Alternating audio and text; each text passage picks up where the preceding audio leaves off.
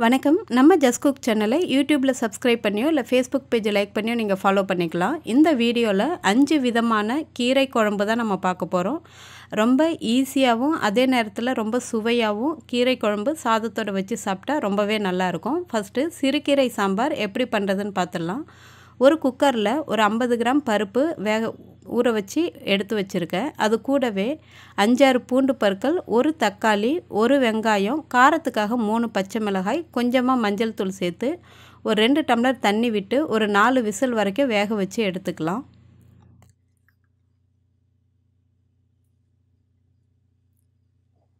இப்போது பருப்பு நல்லா வெந்துருச்சு. இதை வந்துட்டு நான் ஒரு பருப்பு சட்டிக்கு மாற்றிக்கிறேன்.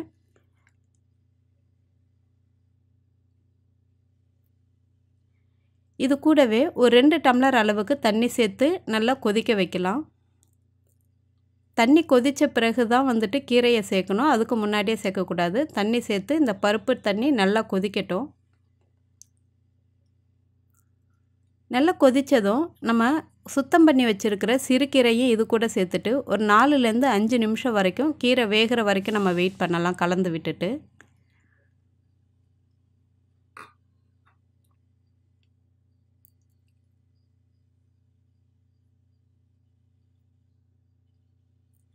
இப்போ கீரை பார்த்திங்கன்னா நல்லா வெந்திருக்கு. அதோடைய கலர் நல்லா மாறி வந்திருக்கு.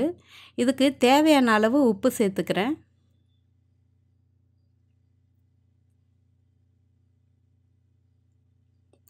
உப்பு சேர்த்துட்டு அடுப்பை ஆஃப் பண்ணிவிட்டு நம்ம கடையிறதுக்கு முன்னாடியே கொஞ்சம் நேரம் வெயிட் பண்ணோம் அப்படின்னா தண்ணி வந்துட்டு அப்படியே மேலாக தெளிஞ்சு இருக்கும். அதை வடிச்சிட்டு நீங்கள் கடைஞ்சிங்கன்னா ரொம்ப ஈஸியாக இருக்கும் கடையிறதுக்கு. மத்து இல்லை அப்படின்னா நீங்கள் மிக்சியில் போட்டு கடைஞ்சிக்கோங்க, கொஞ்சம் ஆற வச்சுட்டு. நான் இப்போ தண்ணியை நல்லா வடித்து எடுத்துக்கிட்டு இந்த மாதிரி திக்காக கடைஞ்சிக்கிட்டேன். அதில் நம்ம மீதி எடுத்து வச்சுருக்கிற பருப்பு தண்ணியவும் அது கூட சேர்த்துடலாம். இப்போது சிறுகீரை கடையல் நல்லா தயாராகிடுச்சு. இது சிம்பிளாக ஒரு தாளிப்பு மட்டும் பண்ணிட்டோம் அப்படின்னா சாதத்தோடு வச்சு சாப்பிட்றதுக்கு ரொம்பவே நல்லாயிருக்கும். ஒரு கரண்டியில் 2 ஸ்பூன் எண்ணெய் சூடு பண்ணிவிட்டு அது கூடவே கொஞ்சமாக கடுகு சேர்த்துக்கலாம். எண்ணெய் சூடானதும் கடுகு நல்லா பொரிஞ்சதும் ஒரு 2 பூண்டு பல்லை தட்டி அது கூட சேர்த்துருக்கேன். ஒரே ஒரு காஞ்ச மிளகாய், ஒரு கொத்து கருவேப்பிலை சேர்த்துட்டு அந்த சிறுகீரை கடையலில் சேர்த்துட்டோம் அப்படின்னா ரொம்பவே நல்லாயிருக்கும் சாதத்தோடு வச்சு சாப்பிட்றதுக்கு.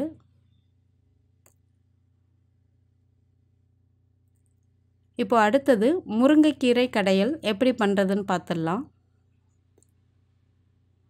ஒரு குக்கரில் ஒரு 4 டேபிள் ஸ்பூன் துவரம்பருப்பு, ஒரு 2 டேபிள் ஸ்பூன் சிறுபருப்பு சேர்த்துட்டு அது கூடவே ஒரு 5-6 பூண்டு பற்கள், ஒரு வெங்காயம் கட் பண்ணி சேர்த்துருக்கேன். இது கூடவே காரத்துக்காக 2 மிளகாய் சேர்த்துருக்கேன். ஒரு 2 டம்ளர் அளவுக்கு தண்ணி விட்டு கொஞ்சமாக மஞ்சள் தூளும் சேர்த்துட்டு நல்லா ஒரு 4லேருந்து 5 விசில் வரைக்கும் நம்ம பருப்பை வேக வச்சு எடுத்துக்கலாம்.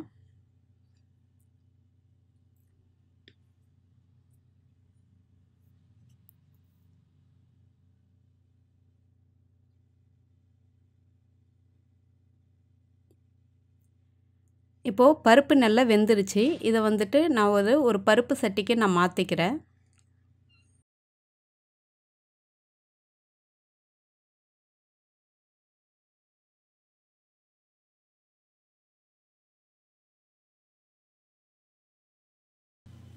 இந்த வேக வச்ச பருப்பு கூடவே நம்ம தேவையான அளவு தண்ணி சேர்த்துக்கலாம்.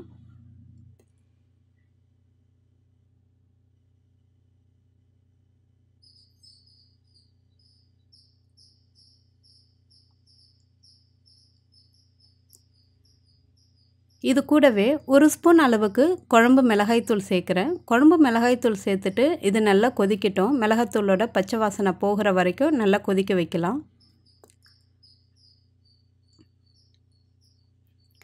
இது கொதிக்கிற டைமில் ஒரு சின்ன மசாலா வந்துட்டு இடிச்சுக்க போகிறோம். ஒரு 3 சின்ன வெங்காயம், 3 பூண்டு பற்கள், சோம்பு ஒரு 1/2 டீஸ்பூன், மிளகு 1/2 டீஸ்பூன் நல்லா உரலில் வச்சு நல்லா இடிச்சுக்கலாம். ஒன்றும் பாதியமாக இடித்தா போதும், ரொம்ப நைஸாக இடிக்க வேண்டாம். இப்போது இது நல்லா கொதித்து வந்துருச்சு, பச்சை வாசனை போய்.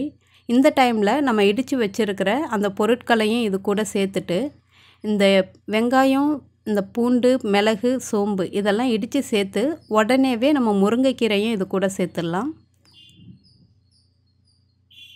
ஒரு 2 கைப்பிடி அளவு முருங்கைக்கீரை சேர்த்தா போதும். ரொம்பவே டேஸ்ட்டாக வாசனையாக நல்லாயிருக்கும் இந்த குழம்பு சாதத்தோடு வச்சு சாப்பிட்றதுக்கு.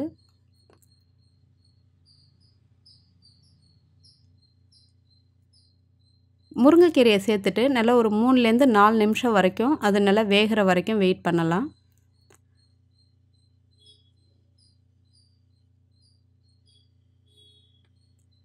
குழம்புக்கு தேவையான அளவு உப்பு சேர்த்துட்டு கடைஞ்சி எடுத்துட்டு தாளிச்சிட்டோம் அப்படின்னா முருங்கைக்கீரை கடையல் ரொம்ப சிம்பிளாக அதே நல்லா வாசனையாக இருக்கும். நம்ம அந்த சோம்பு, மிளகு, பூண்டு, சின்ன வெங்காயம்லாம் இடித்து சேர்த்துருக்கோம் இல்லைங்களா, அதோடைய வாசனையே வந்துட்டு இந்த குழம்புல ரொம்பவே நல்லாயிருக்கும். இப்போது கீரை நல்லா வெந்துருச்சு. நல்லா கடைஞ்சிக்கிறேன் நான் இதில்.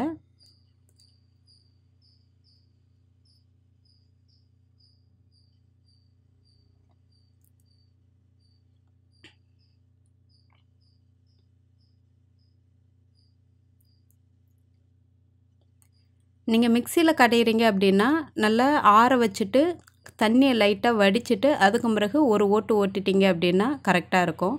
இப்போ இது நல்லா நான் ஆற வச்சுட்டு மத்தால போட்டு நல்லா கடைஞ்சிட்டேன். குழம்பு பார்த்திங்கன்னா ரொம்ப திக்காக அப்படியே பருப்பும் கீரையுமா அழகாக நல்லா வந்திருக்கு நல்ல வாசனையோட.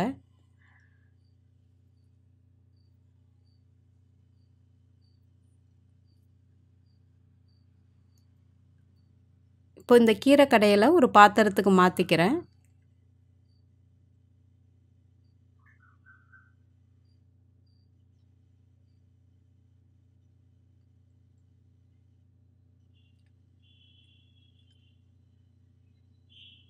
இப்போ இந்த குழம்பு தாளிச்சிடலாம்.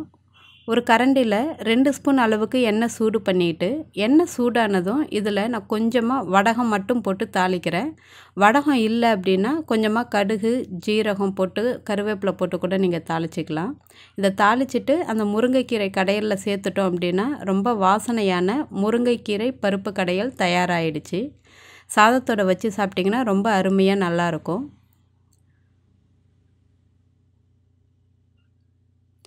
அடுத்தது புளிச்சக்கீரை கடையல் எப்படி பண்ணுறதுன்னு பார்க்க போகிறோம். அதோட நல்லெண்ணெயோடு வச்சு சாப்பிடும்போது ரொம்ப டேஸ்ட்டாக ரொம்பவே நல்லாயிருக்கும். எப்படி பண்ணுறதுன்னு பார்த்துடலாம். ஒரு சட்டியில் தேவையான அளவுக்கு தண்ணி சேர்த்து நல்லா கொதிக்க வைக்க போகிறோம்.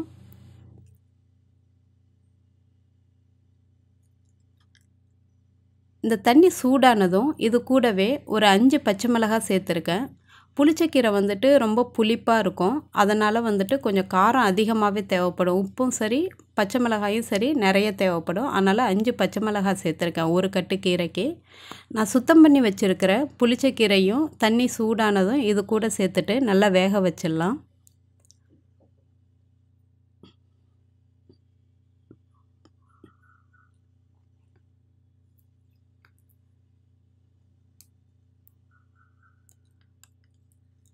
மற்ற கீரைங்க மாதிரி இல்லாமல் புளிச்சக்கீரை வந்துட்டு இந்த மாதிரி சூடு தண்ணியில் போட்டதும் டக்குன்னு வந்துட்டு கலர் மாறிடும்.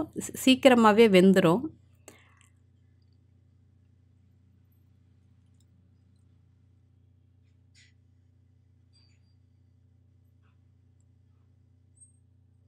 இப்போது கீரை நல்லா வெந்துருச்சு. அதோடைய தண்ணியை மட்டும் தனியாக வடித்து எடுத்துக்கலாம்.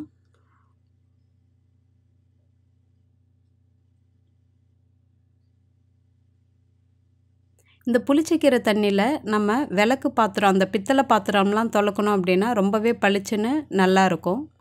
இப்போது நம்ம வேக வச்சுருக்கிற கீரையில் கொஞ்சமாக கல் உப்பு சேர்த்துட்டு நல்லா கடைஞ்சிட்டோம் அப்படின்னா புளிச்சக்கீரை கடைஞ்சாச்சு. ஒரு நல்லெண்ணெய் போட்டு தாளிச்சிட்டோம் அப்படின்னா சாதத்தோடு வச்சு சாப்பிட்றதுக்கு அவ்வளோ அருமையாக நல்லாயிருக்கும். இதில் இருக்கிற புளிப்புத்தன்மையினால் உப்பும் கொஞ்சம் ஜாஸ்தியாக தேவைப்படும். அதுக்கு பச்சை மிளகாயும் அதிகமாக தேவைப்படும். பச்சை மிளகாய் சேர்த்துட்டு இப்போ உப்பு எல்லாமே சேர்த்து நல்லா கடைஞ்சாச்சு. நல்லா நைஸாக கடைஞ்சி எடுத்துக்கிட்டாச்சு. இப்போ ஒரு தாளிச்சிடலாம் நம்ம. ஒரு கடாயில் ஒரு 3 டேபிள் ஸ்பூன் அளவுக்கு நல்லெண்ணெய் சூடு பண்ணிக்கிறேன். நல்லெண்ணெய் அதிகமாக சேர்த்துக்கிட்டால் ரொம்பவே மணமாக நல்லாயிருக்கும் புளிச்சக்கீரை. இது கூடவே கொஞ்சமாக நான் வடகம் சேர்த்துருக்கேன். வடகம் இல்லைன்னா நீங்கள் கடுகு, உளுத்தம்பருப்பு, ஜீரகம்லாம் சேர்த்து பண்ணலாம். வடகம் நல்லா பொரிஞ்சதும் கொஞ்சமாக நான் காஞ்ச மிளகாய் சேர்த்துருக்கேன். காஞ்ச மிளகாய் நான் ஒரு 4 உடச்சி சேர்த்துருக்கேன். இது நல்லா பொரிஞ்சதும் நம்ம கடைஞ்சி எடுத்து வச்சுருக்கிற புளிச்சக்கீரையும் இது கூட சேர்த்து நல்லா கலந்து விடலாம்.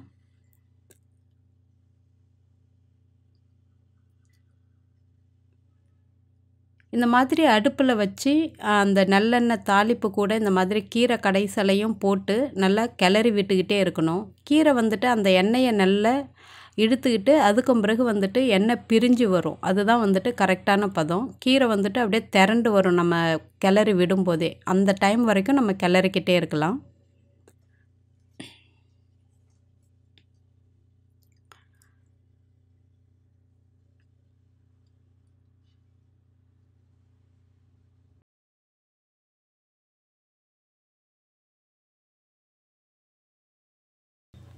இப்போ பார்த்திங்கன்னா எண்ணெய் எல்லாமே நல்லா உறிஞ்சிக்கிச்சு. இது வந்துட்டு கொஞ்சம் கொஞ்சமாக நம்ம குக் பண்ண நல்லா வந்துட்டு எண்ணெய் பிரிஞ்சு வந்துடும். இப்போ இது பார்த்திங்கனாலே தெரியும் உங்களுக்கு, கீரை எல்லாமே நல்லா தொக்கு மாதிரி ஒன்றா திரண்டு வந்திருக்கு. இதுதான் வந்துட்டு கரெக்டான பதம். நீங்கள் 1 வீக் கூட இதை நீங்கள் வச்சு சாப்பிட்லாம். ரொம்பவே டேஸ்ட்டாக நல்லாயிருக்கும் சாதத்தோட. அதுவும் இன்னும் கொஞ்சம் நல்லெண்ணெய் விட்டு சூடான சாதத்தில் சாப்பிடும்போது ரொம்பவே டேஸ்ட்டாக நல்லாயிருக்கும். அடுத்தது அரைக்கீரை புளிக்கடையல். ஒரு பருப்பு சட்டியில் தண்ணி சூடு பண்ணிவிட்டு அதில் ஒரு 4 பச்சை மிளகாய், ஒரு கட்டி கூட நீங்கள் பூண்டு சேர்த்துக்கலாம், நல்லாயிருக்கும். நான் வந்துட்டு ஒரு 7, 8 சேர்த்துருக்கேன். இது கூடவே 2 தக்காளியை கட் பண்ணி சேர்த்து நல்லா வேக வச்சிடலாம்.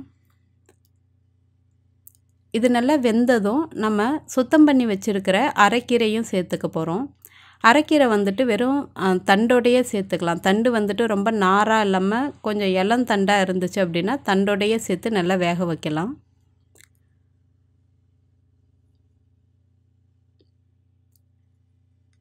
இப்போது கீரை நல்லா வெந்ததும் நான் தண்ணியை வடித்து தனியாக எடுத்து வச்சுருக்கேன். அதில் கொஞ்சம் தண்ணியில் இந்த மாதிரி புளி போட்டு வச்சுருக்கேன் நான். ஒரு 2 சொல புளியை எடுத்துகிட்டு அதில் நம்ம கரைச்சிட்டு தனியாக எடுத்துக்கலாம். வேக வச்ச கீரை கூட கொஞ்சமாக கல் உப்பு சேர்த்துட்டு நல்லா கடைஞ்சிக்கலாம் கீரையை.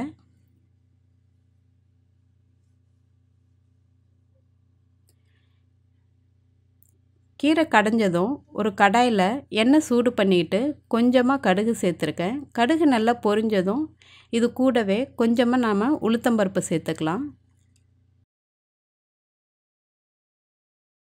உளுந்து லேசாக நிறம் மாறி வரும்போது இது கூடவே ஒரு காஞ்ச மிளகாயும் உடைச்சி சேர்த்துக்கிறேன்.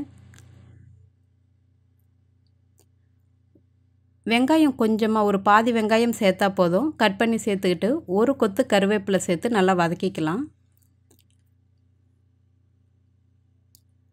வெங்காயம் லேசாக வதங்கினதும் நம்ம கரைச்சி எடுத்து வச்சுருக்கிற புளி தண்ணியவும் இது கூட சேர்த்துக்க போகிறோம்.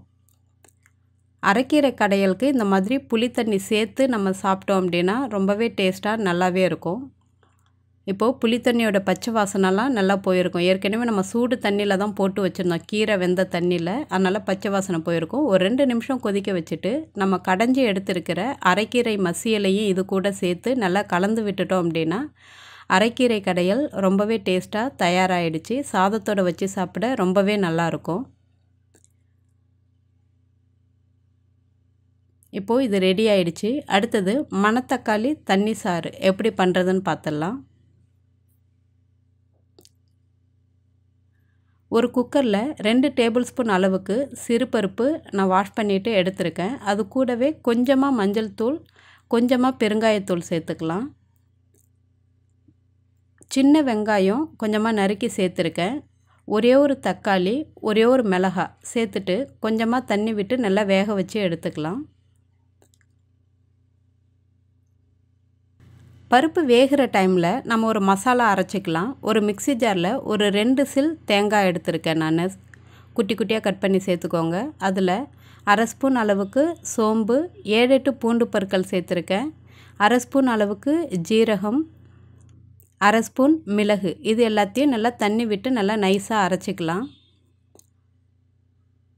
இப்போ இதுவும் ரெடியாக இருக்குது. நான் வந்துட்டு மணத்தக்காளி கீரையும் ஒரு கைப்பிடி அளவு எடுத்து வச்சுருக்கேன். இப்போது பருப்பு நல்லா வெந்திருக்கு. அதில் இன்னொரு 2, 3 டம்ளர் அளவுக்கு தண்ணி சேர்த்துக்கலாம். நம்ம தண்ணி சாராக தான் பண்ணுறோம், அதனால் தண்ணி கொஞ்சம் நிறையவே சேர்த்துக்கலாம். இது கூடவே நான் வந்துட்டு மணத்தக்காளி கீரையை நல்லா கட் பண்ணி சின்னதாக கட் பண்ணி இது கூட சேர்த்துருக்கேன். கீரை சேர்த்துட்டு இது ஒரு 4 நிமிஷம் நல்லா வேகட்டும். கீரை வெந்து வரணும், அது வரைக்கும் நல்லா வேகட்டும். கீரை நல்லா வெந்ததும் இந்த தண்ணி சாருக்கு தேவையான அளவு உப்பு சேர்த்துக்கலாம். நம்ம அரைச்சி எடுத்து வச்சுருக்கிற அந்த மிளகு ஜீரகம் இந்த தேங்காய் விழுதையும் இது கூட சேர்த்துட்டு நல்லா இன்னும் 2-3 நிமிஷம் நல்லா கொதிக்க விட்டுட்டோம் அப்படின்னா மணத்தக்காளி சாறு தயாராகிடுச்சு. இந்த மணத்தக்காளி தண்ணி சாறை நீங்கள் வெறுமனே சூப்பு மாதிரி கூட குடிக்கலாம், அப்படி இல்லைன்னா சாதத்தோட கூட வச்சு சாப்பிட்லாம். ரொம்பவே டேஸ்ட்டாக நல்லாயிருக்கும்.